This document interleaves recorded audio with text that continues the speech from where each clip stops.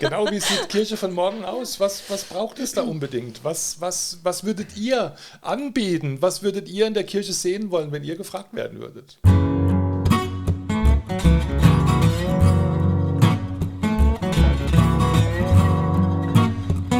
Intermezzo, der Talk zwischen Rhein und Reben.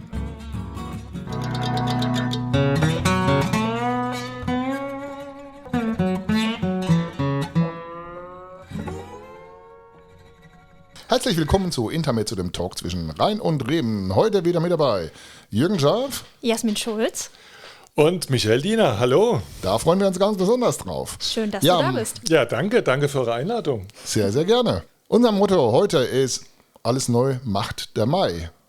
Also nicht der Reinhard Mai, sondern der Monat Mai. Alter Spruch, alter Bauernspruch. Weiß ich nicht, ob das noch mit Frühling, der jetzt eigentlich da ist, zu tun hat. Es blüht draußen alles, Allergien sind auf dem... Genau. Ich bin auch einer von denen, der das immer wieder erleiden muss. Ich habe mir auch eine Erkältung eingeholt, hört man an meiner Stimme, aber so tief habe ich noch nie gesprochen, macht ja nichts. Ja, natürlich nicht nur in der Natur ändert sich viel, alles geht Richtung Sommer. Politisch haben wir auch schon Veränderungen erlebt. Wir haben einen neuen Bundeskanzler, es gibt ja seit über 100 Tagen einen neuen Präsidenten in den USA. Und in Rom wurde jetzt ganz schnell ein neuer Papst gewählt. Ja, ist doch Tara. So viel Neues, oder? Du hast doch mal beim alten Papst, oder war das der Vorvorgänger, sogar mal eine Audienz gehabt, oder? Ja, mit dem Rat der EKD waren wir bei Franziskus im Jubiläumsjahr der Reformation 2017. Das war ein unvergessliches Erlebnis, muss ich schon sagen. Und von daher habe ich mit Franziskus immer auch was ganz Persönliches verbunden. Und ja, unsere protestantischen Wünsche und Segenswünsche, die übermitteln wir natürlich auch Papst Leo und hoffen auf ein gutes ökumenisches Miteinander. Wie läuft so eine Audienz ab? Das heißt, der sitzt dann da? Und das wäre eine eigene Sendung, kann ich dir sagen. Das ist schon ein Riesenapparat, der da anläuft. Aber letztlich leben solche Begegnungen doch immer von Menschen. Und Franziskus hat schon eine Art gehabt, sehr menschennah zu sein. Einer von denen, der dir das Gefühl gegeben hat, in dem Moment, wo du ihn anschaust und mit ihm redest, dass du jetzt der einzige Mensch gerade auf der Welt bist. Und dieses klassische Bete für mich auf Deutsch hat er wirklich seinen Deutschen Gegenübern dann immer auch zugerufen. Und das hat ja auch was sehr Demütiges und was sehr Berührendes, wenn sozusagen das Oberhaupt der größten Kirche der Welt um deine Fürbitte bittet. Ja. Ich habe das sehr geschätzt und war sehr dankbar für diese Begegnung damals. Ja. Also es kommt wirklich zu einer Situation, wo man auch wirklich miteinander redet. Dann. Ja, okay. Ja. Es gibt da ein Bild. Ich weiß nicht genau wo, aber da sieht man das sehr schön. Das fand ich auch wir waren eine große Delegation, jeder hat so ein Bild gekriegt. Das gehört dann eben auch dazu. Es gibt dann auch so eine geprägte Medaille, wenn man diese Audienz beim Papst hatte, die wir dann auch noch verteilt und von ihm uns in die Hand gedrückt. Ja. Also ist schon was Besonderes und ich freue mich, dass wir mit dem Konvent dieses protestantischen Kirchenbezirks jetzt im August auch in Rom sein werden. Ne? Und wir wussten gar nicht, als wir das geplant haben, dass es Heiliges Jahr ist. Und werden jetzt dann durch die geöffnete Pforte marschieren. Schade, kann's ja nix, wie mir Pelzer sagen. Ne? Genau. Es sind Protestanten beim katholischen Papst, ne? Ja. Hat es eine Auswirkung auf die Zukunft der evangelischen Kirche in der Pfalz oder in der EKD? Wer weiß, das werden wir im Sommer erfahren. Aber das ist ja auch ein gutes Wort, denn um die Zukunft der Kirche geht es auch heute. Und lieber Michael, im Vorfeld hatten wir darüber gesprochen, was ist dein Wunsch? Nein, ich frage anders. Wenn du mal so richtig schwärmen könntest von dem Bild, von der Zukunft der Kirche, über was würdest du schwärmen? Also kann ich dir sofort beantworten. Ich würde schwärmen über die Liebe Gottes, die ganz unterschiedliche Menschen in ganz unterschiedlichen Situationen so erreicht, dass sie sagen, wow, damit will ich unbedingt was zu tun haben, davon will ich mehr. Also sozusagen, dass das, was unsere große Botschaft ist, Gott liebt diese Welt, dass das bei den Menschen so ankommt, dass sie sagen, jawohl, das hat mit meinem Leben was zu tun. Dazu ist Kirche da. Und ich würde auch sagen, das hat Kirche in den 2000 Jahren Kirchengeschichte gar nicht so schlecht gemacht. Also es gab ja immer wieder die unterschiedlichsten Anläufe, dass Kirche sich gefragt hat, wie kommt das Evangelium bei den Menschen an. Jetzt sind wir auch in einer Zeit großer Umbrüche. Das ist so. Da gilt kein Jammern, sondern jeder Umbruch ist eine Chance, dass die Kirche neu wird und dass was anders wird und dass man mal so Hausputz macht und rausfegt, was nicht mehr gebraucht wird und schaut, wie kommen wir besser gemeinsam mit dieser Liebe Gottes zu den Menschen. Wie könnte das jetzt konkret aussehen? Was hat die Landeskirche jetzt eigentlich vor? So? Ist es okay, wenn wir erst noch ein bisschen allgemeiner gucken, also nicht nur so auf die Landeskirche? Ich meine, also wir partizipieren ja in unserer Landeskirche auch von vielen Reformbewegungen. Und ich finde es ganz spannend, zurückzugucken, dass es zum Beispiel Anfang des 20. Jahrhunderts in Deutschland, gerade in den Städten, riesengroße Gemeinden gab, mit 12, 13, 14.000 Gemeindegliedern, einer Pfarrperson. Ja?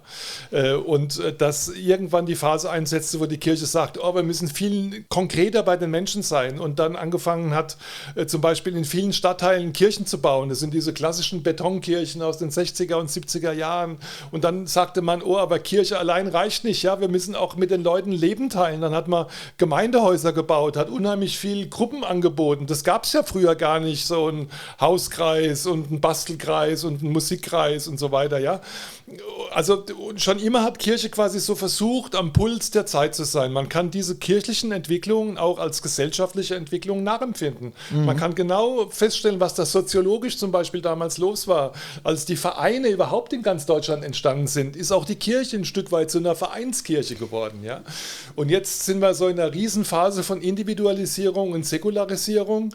Das fordert uns als Kirche unglaublich raus, dass die Menschen ihr Leben sehr eigen für sich und auch sehr individualistisch gestalten. Und da müssen wir, glaube ich, jetzt nochmal ganz genau hinschauen, was braucht es. Und da gibt es jetzt gerade auch im europäischen Raum interessante Strömungen. Also ich habe, bevor ich jetzt wieder sozusagen als Dekan in die Pfälzische Landeskirche zurückgekehrt bin, ja auch einige Jahre Verantwortung getragen in der Leitung eines Vereins Fresh Expressions of Church, frische Ausdrucksformen von Kirche, wo ich im deutschlandweiten Vorstand mit drin war und wo es um die Frage ging, wie sieht denn so eine frische Ausdrucksform von Kirche für die Menschen heute aus? Und ja, wie sieht die denn aus? Ja, genau. Und da haben uns damals, also zwei Gesichtspunkte haben uns ganz arg bewegt. Also das erste Stichwort ist einfach Kontextualisierung. Also das Religiöse darf nicht etwas sein, was man den Menschen zu allem anderen im Leben noch zusätzlich auf- und überstülpt, sondern das Religiöse gehört ins Leben. Mein Satz schon mein ganzes Leben ist, wir brauchen einen lebendigen Glauben und ein gläubiges Leben. Ja? Der Glaube muss uns leben und das Leben muss zum Glauben. Und das passiert nicht, indem man sozusagen sagt, du hast da einen Mangel und das muss jetzt auch noch sein und jetzt geh gefälligst sonntags morgens um 9 Uhr zur nachtschlafender Zeit in die Kirche zu einer Liturgie, die du nicht kennst und die dich überhaupt nicht anspricht und so Orgelmusik du nicht magst, sondern das passiert, indem du den Lebensablauf von Menschen siehst und die Spuren von Religion und Glaube dort findest. Denn meine feste Überzeugung ist, Gott ist eh schon bei den Menschen. Gott sucht die Menschen permanent. Gott ist da, wo die Menschen sind. Also wenn wir diese Suchbewegung Gottes nachmachen, dann kommen wir auch bei den Menschen an. Und so hat Fresh Expressions of Church mit dieser kontextbezogenen Arbeit zum Beispiel eine Messy Church entwickelt, hieß das im Englischen. Da kommt es ursprünglich her. Also bei uns heißt das heutzutage Kirche Kunterbund und da kann Jasmin einiges dazu erzählen. Ne? Oder es gab eine Backkirche, es gab eine Kneipenkirche, es gab eine Musikkirche. Also das, was die Menschen lieben und das, was die Menschen machen, da kommt dann Kirche drin vor. Klar ist, dass aufgrund der Individualisierung du da nie Riesengruppen erreichst. Du erreichst keine 500 mit denselben Interessen. Deshalb braucht es nicht Hauptamtliches, sondern vor allem Ehrenamtliche. Das ist so ein zweites starkes Element, die ihre eigene Leidenschaft leben und andere Menschen dazu einladen.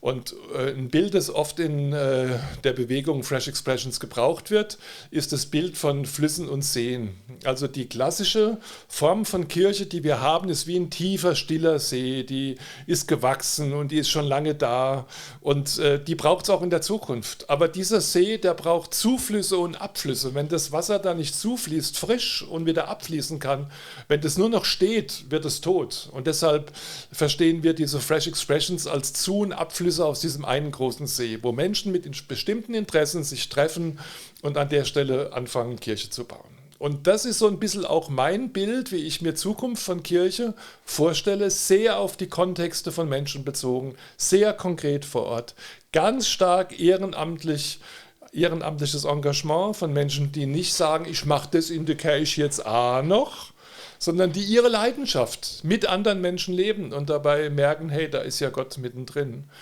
Ich glaube, solche Entwicklungen braucht es und da sehe ich uns im Grunde genommen auch auf einem guten Weg. Ja, eine Idee ist ja schon zum Thema Fluss und See, ne? Denke ich gleich an den Abendsegen am Rhein, den es ja einmal im Jahr eine Woche lang in Germersheim gibt. Ja, und da geht es ja nicht nur um eine Geschichte oder nur Musik. Ich glaube, das Gesamtkonzept ist das, was den Menschen auch was bringt. Die sitzen ja dann anschließend noch und erzählen, trinken noch was. Und ein Erlebnis, das ist jetzt schon, glaube ich, 2 Jahre her, da war wirklich eine Familie oder ein Ehepaar mit dem Wohnmobil auf dem Wohnmobilparkplatz und die kamen per Zufall dort vorbei, haben dann quasi die 20 Minuten mitgemacht und am nächsten Tag kamen sie wieder, um uns zu erzählen, dass sie quasi eigentlich schon wieder weg gewesen wären, aber weil es so schön war, haben sie einen Tag verlängert und wollten noch einmal einen zweiten Tag. Aber das zeigt doch dann wirklich, dass da eine Begeisterung überschwappt. Genau. Und dann auch so Aktionen, solche Inhalte, ja, solche Gottesdienste, Andachten, wirklich auch noch was den Menschen bringt. Sonst wären die ja weg gewesen und nicht wiedergekommen. Ne?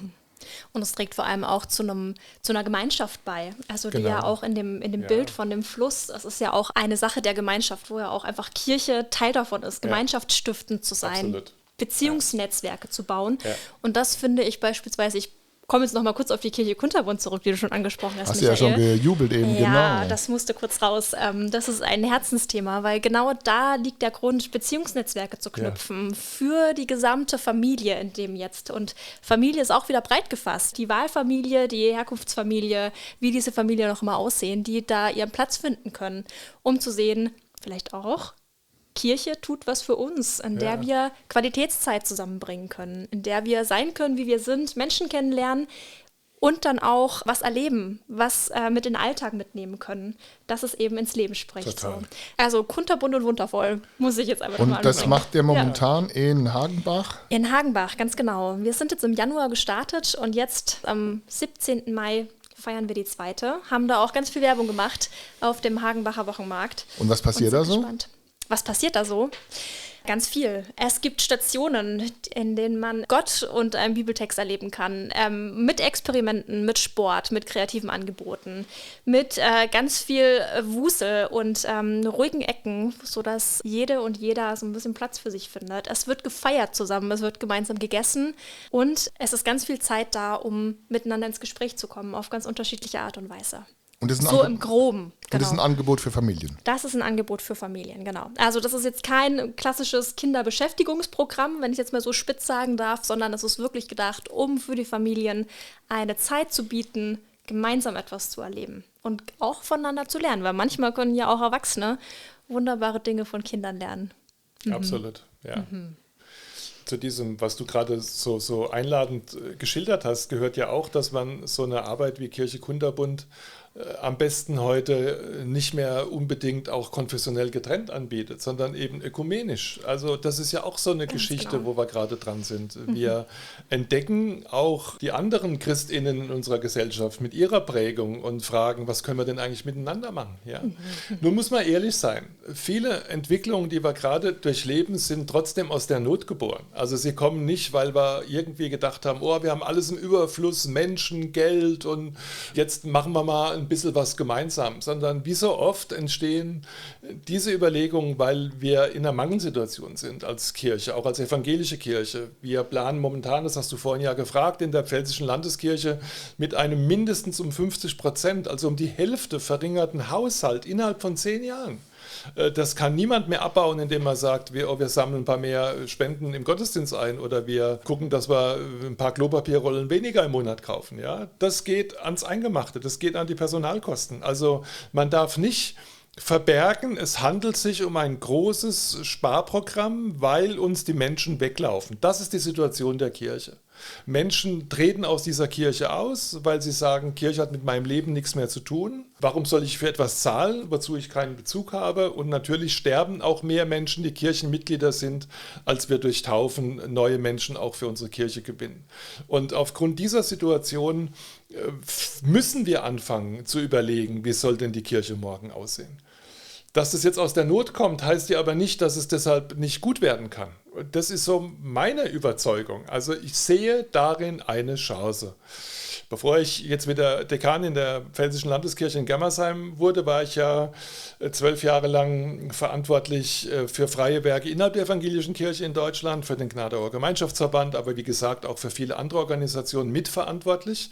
Und deshalb habe ich da einen tiefen Einblick gehabt, wie unterschiedlich auch in Deutschland Kirchen als Vereine oder auch als Körperschaften arbeiten, ob die Kirchensteuer haben oder nicht, ob die viele Hauptamtliche haben oder fast nur Ehrenamtliche. Und deshalb sage ich, um die Zukunft von Evangelium in dem Land ist mir überhaupt gar nicht bange. Also da bin ich überzeugt davon, dass es da eine große Zukunft gibt, weil Menschen in meinen Augen bleibendes Interesse an Glaubensfragen haben. Es ist nicht mehr so offensichtlich und es sucht sich nicht den klassischen Weg. Es sucht vielleicht nicht den tiefen See, von dem ich vorhin gesprochen habe, aber es sucht die Flüsse, die Zu- und die Abflüsse. Menschen haben eine ganz eigene Art und Weise, ihre Religiosität zu leben und das Übersinnliche zu suchen, das Transzendente.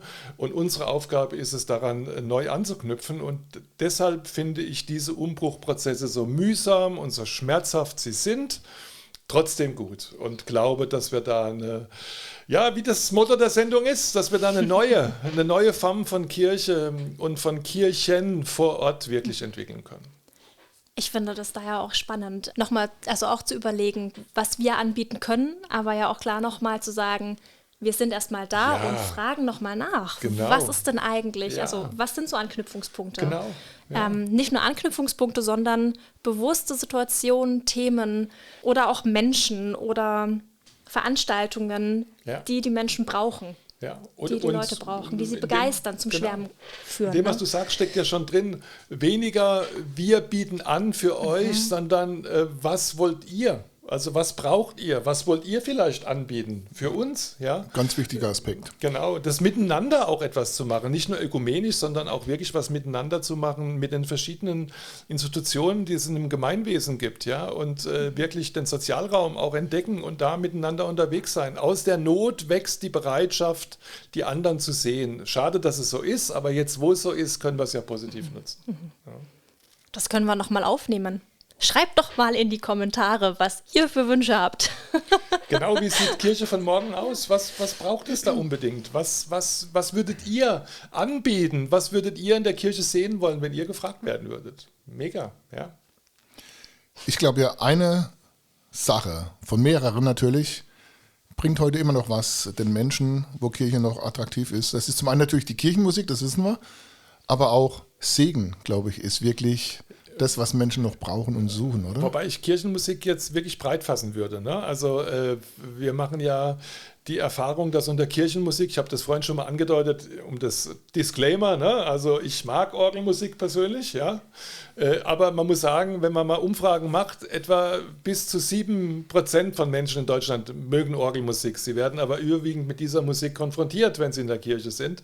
Das heißt, der Ausdruck Kirchenmusik, und da sind wir ja auch auf einem guten Weg, und auch du, Jürgen, mit deinen Begabungen und deinem Arbeitsfeld hier bei uns im Kirchenbezirk, bist du auf einem guten Weg, dass wir Kirchenmusik ganz weit fassen. Da gehört Pop und Rock und alles Mögliche dazu, ja, und da müssen wir, glaube ich, auch noch besser werden, ne? Also wenn man sich mal anschaut, wie viele zu seiner Zeit bekannte Melodien und Gassenhauer Martin Luther genutzt hat für seine Kirchenlieder, und deshalb ist es extrem wichtig, dass wir auch, was das Liedgut angeht und die Art und Weise, wie wir unsere Veranstaltungen musikalisch füllen, dass wir da bei dem ansetzen, was die Menschen auch sonst hören, anstatt dass sie schon von vornherein wissen, bei einem bestimmten Klang, oh, das muss kirchlich sein, ja.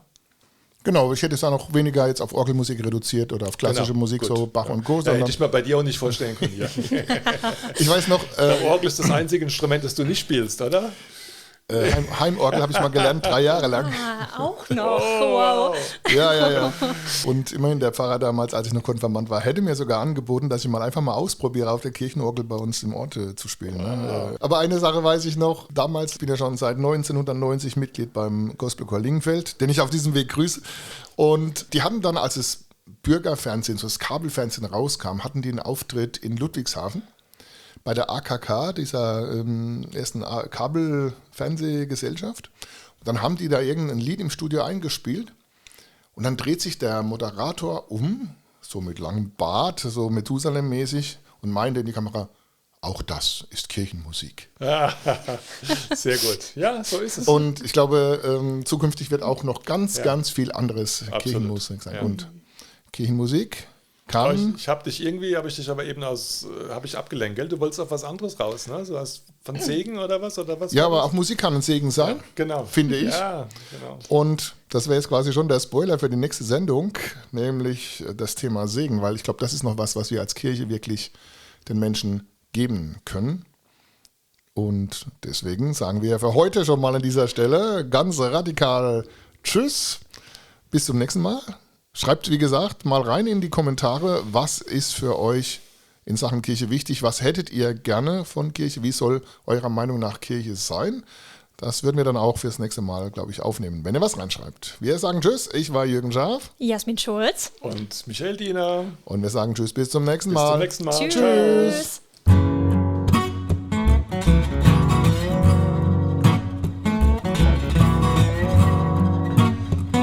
Intermezzo, der Talk zwischen Rhein und Reden.